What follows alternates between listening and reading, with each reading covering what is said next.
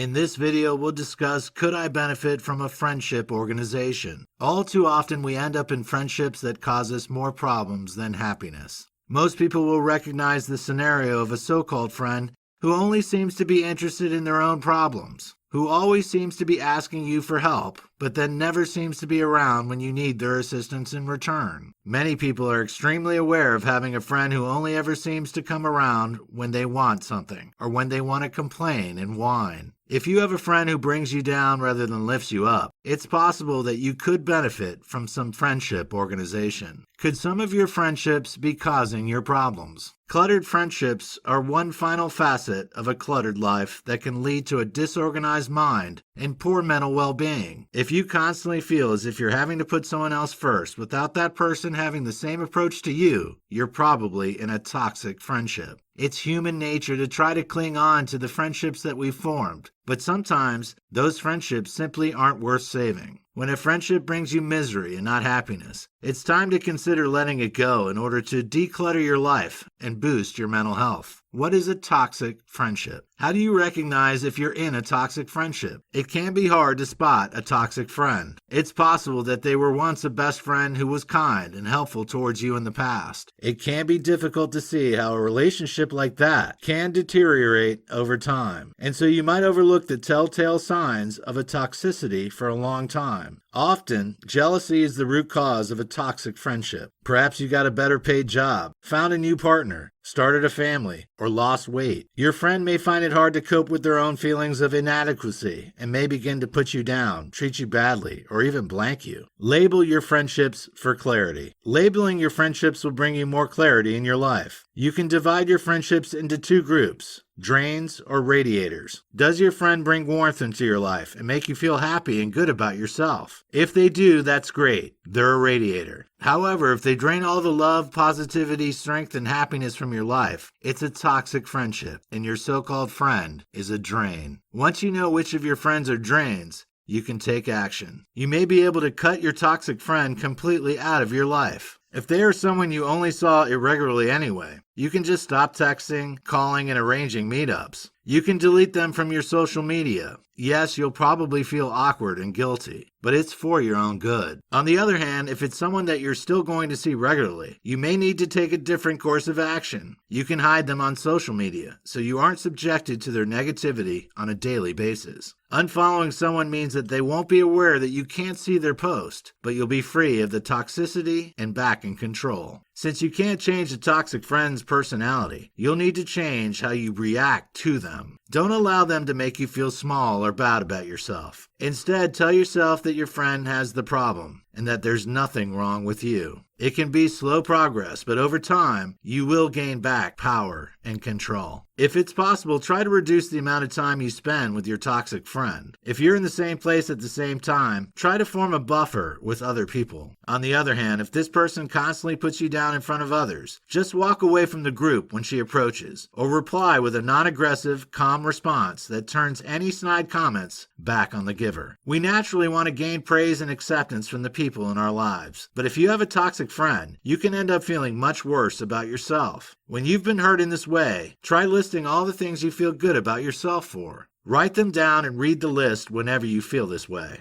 How to feed the positive relationships in your life. Once you've identified which of your friends are radiators, you need to feed those positive relationships so they grow and thrive. Spend time focusing on those good friendships. Try to spend as much time as possible around people that make you feel good about yourself. How can you foster those positive relationships? Here's some expert advice to point you in the right direction. Take time to listen. Listening skills are vital when it comes to boosting your friend's self-esteem and feelings of self-worth. Not only do you need to listen to what your friend has to say, but you also need to work to understand what they are communicating to you so that your interactions can be as effective and successful as possible. Be present. Just because you're physically with someone doesn't mean that you're really there. If you're dwelling on something else instead of really listening to what your friend is telling you, or if your mind is wandering instead of really paying attention to what they have to say, you aren't fostering a positive relationship. The connection you make with your friends is the foundation of that friend's success. So you need to devote enough time, effort, and energy into building up and developing the relationship so that it can grow and thrive.